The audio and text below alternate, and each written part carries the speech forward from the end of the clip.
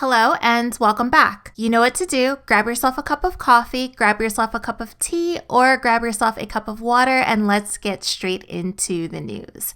Meghan Markle's debut back into Hollywood was the nature film Elephants that was released on Disney Plus exclusively. And of course, the timing was a little odd, to say the least. Yes, it is Earth Month, and the release of the film was planned in accordance with Earth Month. However, we are in the middle of a global pandemic. I am absolutely positive that everything going on with the virus has really messed up Meghan and Harry's plans. The timing of this Disney film release was not random. It was perfectly orchestrated. This would have been Meghan Markle's first big thing after Megxit, and I am putting big in very big quotation marks. This would have also coincided with them announcing whatever charitable endeavor it was that they were going to announce. The plan was to have Megxit Press, then announce their new endeavor, then have this movie come out and be able to promote that movie on their new social media. Unfortunately, now they've just had Megxit, then Harry's phone call blunder, then them leaving isolation in Canada to go into isolation in the United States, Trump saying that they're on their own in terms of their security costs, and of course, the coronavirus, which prevents them from announcing anything new and launching anything new at this time. So I think the release of the video really didn't go Meghan's way at all. And if you think about it, this movie was released straight to Disney Plus. While Disney Plus is popular, it is not Netflix. So to me, this movie release was the equivalent of having a movie released straight to DVD instead of hitting the movie theaters first. Okay,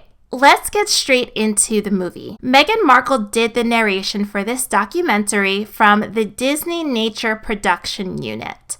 Her fee was donated to the Elephants Without Borders conservation charity in Botswana. The film shows the annual dramatic migration of an elephant herd across the Kalahari Desert in search of food and drinking water. So I did actually watch the film with my young children. Like many parents out there around the world, I am always looking for new ways to keep my kids entertained, especially now since everybody is indoors. So I can give you guys my honest review of the movie. Personally, I really feel like the elephants and their story deserved better. I think the film was visually stunning. If you like nature, if you like elephants, if you like safari films, you will like it.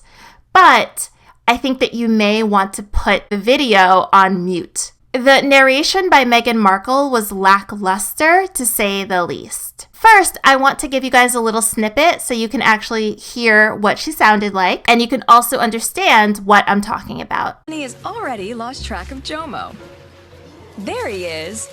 He's, The older elephants all know this could be the last easy water for many months. It's time for a pool party. So it is obvious to me that this was not a gig that Meghan Markle would have gotten on her own. Her acting before becoming a royal, in my opinion, was okay. It was nothing noteworthy at all. And we all know that Meghan was never headed toward getting an Oscar or getting an Emmy. She started off as a girl on a game show. After that, she had some very questionable roles in small films. Then landed a minor character role on a niche TV show on a cable network that wasn't incredibly popular. So she was never headed to stardom, especially since she was already in her mid to late 30s. So this gig, of course, was the result of her husband, Prince Harry, pretty much harassing the Disney CEO and saying that Meghan does voiceovers. So all of that being said, I still thought that the Disney film would have been better than it was. I still thought that she would have tried a little bit more. So let's read through an article snippet that talks a little bit more about it. It says, quote, "If you've ever wanted to hear a sorority girl tell you about nature, then you've found the right documentary. Meghan Markle sounds like she was just at brunch with the gals when someone handed her a script and pushed record. It's like Meghan discovered two voice tones that she feels comfortable with, a playful high pitch and a serious low pitch, and she swings back and forth between them for the entire movie. And you know what? I completely agree with this. I feel like there were parts of the movie where the narration should have had a little bit more of a dramatic tone, but Meghan has a very playful tone. So it's as if she's trying to be dramatic, but it just doesn't come off that way. To me, it seemed as though she was both trying too hard and not trying enough. And in general, I thought her narration was pretty cringeworthy. Another critic, Ed Potton, gave the film 2 stars and said Meghan leaving the royal family for work like this is proof she's, quote, swapping pomp and circumstance for schmaltz and cheesiness. He continued, the departing Duchess of Sussex narrates Disney's tale of a herd of elephants crossing the Kalahari Desert from the Okavango Delta to the Zambezi River, and boy does she lay it on thick. He also said that the field was decidedly over-egged. He continued to say, even the underwhelming moment in which the elephants rip some bark off a tree is presented like the announcement of the winner for Best Picture. To anyone raised on David Attenborough's urbane authority,